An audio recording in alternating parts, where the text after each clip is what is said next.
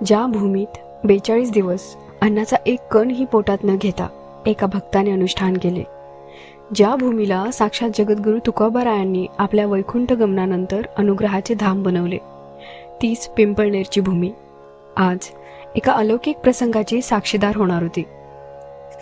1900 अभंगाची अथांग निर्मिती, गुरुच्या प्रेमापोटी रचलेले 332 स्तुतिपर श्लोक आणि सोप्या भाषेतील अध्यात्माचा प्रसार केल्यानंतर आज संत निळोबारायांच्या आयुष्यात असा एक क्षण आला होता जिथे भक्त आणि भगवंताचे नाते एका वेगळ्या शिखरावर पोहोचणार होते.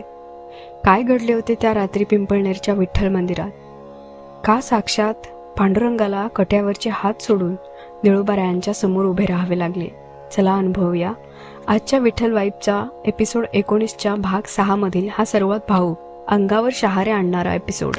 ज्या प्रेमात कोणतीही अट नसते, ज्या भक्तीत स्वतःचे भान उरत नाही आणि ज्या ध्यानात साक्षात भगवंतच भक्ताचा ऋणी बनतो, त्याला संतांनी विठ्ठल प्रेम म्हटले आहे.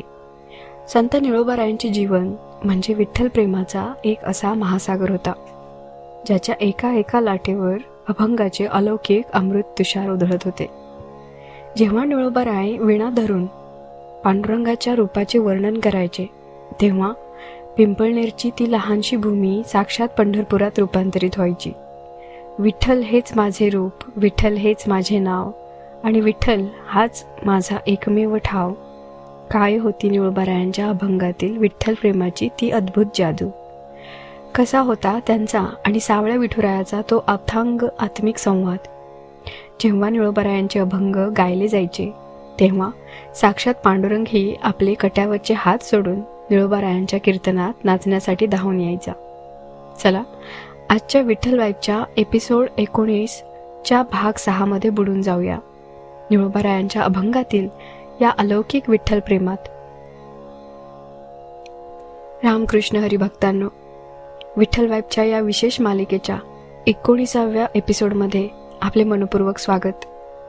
मागील भागांमध्ये आपण संत निळोबारायांचे जीवनचरित्र, त्यांचा त्याग, अनुग्रह आणि देहू ते पिंपळनेर हा भक्तिप्रवास पाहिला.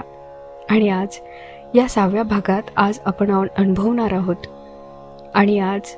या 6व्या भागात आपण अनुभवणार आहोत निळोबारायांच्या अभंगातील सर्वात सुंदर, रसमय आणि भावूक पैलू, निळोबारायांचे अभंग आणि विठ्ठल प्रेम. आज आपण अगदी सविस्तरपणे जाणून घेणार आहोत निळोबारायांनी आपल्या अभंगातून साकारलेले विठुरायाचे सगुण साकार रूप, विठ्ठल प्रेमाची ती अवस्था जिथे भक्त आणि भगवंत एकरूप होऊन जातात. निळोबारायांच्या अभंगातील आर्तता, कारुण्य आणि अथांग आनंद आणि सामान्य भक्ताला विठ्ठल भक्तीची गोडी लावणारी त्यांची प्रासादिक वाणी. विठ्ठल प्रेमाचा हा अलौकिक अनुभव घेण्यासाठी हा व्हिडिओ शेवटपर्यंत नक्की पहा. संत निळोबारायांसाठी पांडुरंग हा केवळ मंदिरातील पाषाण नव्हता, तो त्यांचा सखा, सोबती, आई आणि सर्वस्व होता. निळोबारायांनी जेव्हा विठ्ठलाच्या रूपावर अभंग रचले, तेव्हा त्यांचे शब्द साक्षात चित्रासारखे डोळ्यांसमोर उभे राहायचे. ते आपल्या अभंगात लिहितात, सावळे सुंदर रूप मनोहर, राहे विठ्ठल समचरण. निळोबाराय म्हणायचे, जेव्हा मी डोळे मिटतो तेव्हा मला काळाकुट्ट अंधार दिसत नाही, तर त्या अंधारात मला समचरणावर उभा असलेला, कट्यावर हात ठेवलेला तो सावळा पांडुरंग हसताना दिसतो. त्यांच्या विठ्ठल प्रेमाची व्याख्याच वेगळी होती. त्या प्रेमात कोणताही स्वार्थ नव्हता, कोणतीही मागणी नव्हती. हे पांडुरंगा, मला स्वर्ग नको, मला मुक्ती नको, मला फक्त तुझ्या चरणी अखंड सेवा आणि तुझ्या नामाचा गजर हवा आहे. हाच भाव निळोबारायांच्या प्रत्येक अभंगातून ओसंडून वाहायचा. त्यांच्या या उत्कट ध्यानामुळेच निळोबारायांचे हृदय साक्षात विठ्ठलाचे मंदिर बनले होते. भक्तांनो, विठ्ठलाच्या या अलौकिक रूपाचे आणि संतांच्या अभंगाचे रसग्रहण करणे हाच विठ्ठल वाईबचा खरा उद्देश आहे. जर निळोबारायांचे हे विठ्ठल प्रेम तुमच्या अंतःकरणाला भिडत असेल, तर आत्ताच आमच्या चॅनलला सबस्क्राईब करा आणि बेल आयकॉन नक्की दाबा. निळोबाराय जेव्हा विठ्ठल नामाचा अभंग गात असत तेव्हा ते स्वतःला विसरून जायचे. अंगावर शहारे यायचे, कंठ दाटून यायचा आणि डोळ्यातून घळाघळा आनंदाश्रू व्हायचे. याला संतांच्या भाषेत भक्तीची तल्लीनता म्हणतात. निळोबारायांच्या अभंगांमध्ये तुकोबांचा रोखठोकपणा तर होताच, पण त्यासोबतच एका बाळाने आपल्या आईकडे मागावे तसा अथांग लळा आणि आर्तता होती. ते अभंगात म्हणत, तुका म्हणे जसा बाळकासी धावे तसा पांडुरंग भक्तासाठी धावे. निळोबारायांचे अभंग ऐकताना गावकऱ्यांना आणि वारकऱ्यांना वाटायचे की साक्षात वैकुंठ पिंपळनेरच्या अंगणात उतरले आहे. प्रेमाची ही पराकाष्ठा होती की जिथे निळोबाराय अभंग रचायचे तिथे विठ्ठल स्वतः सूक्ष्म रूपाने उभा राहून तो अभंग ऐकायचा.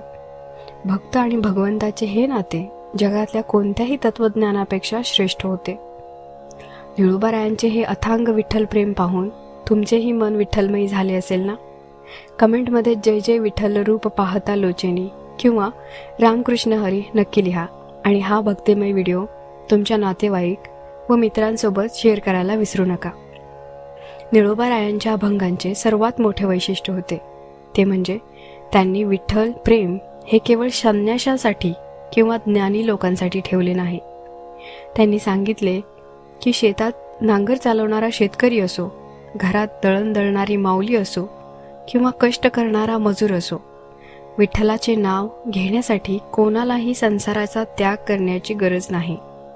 हाताने काम करा आणि मुखाने विठ्ठल विठ्ठल म्हणा.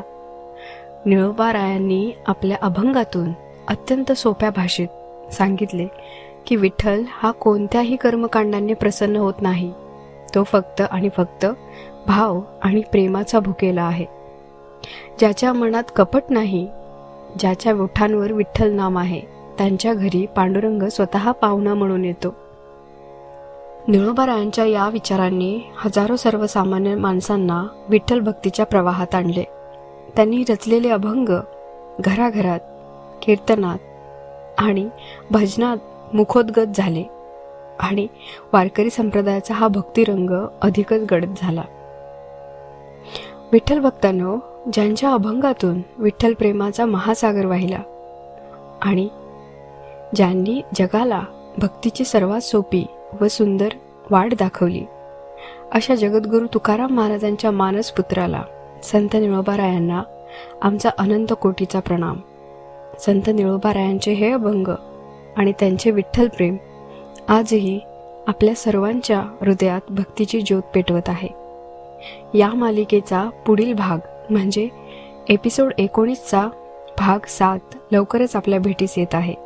मित्रांनो, आजचा हा विठ्ठल प्रेमाने नटलेला भाग तुम्हाला कसा वाटला?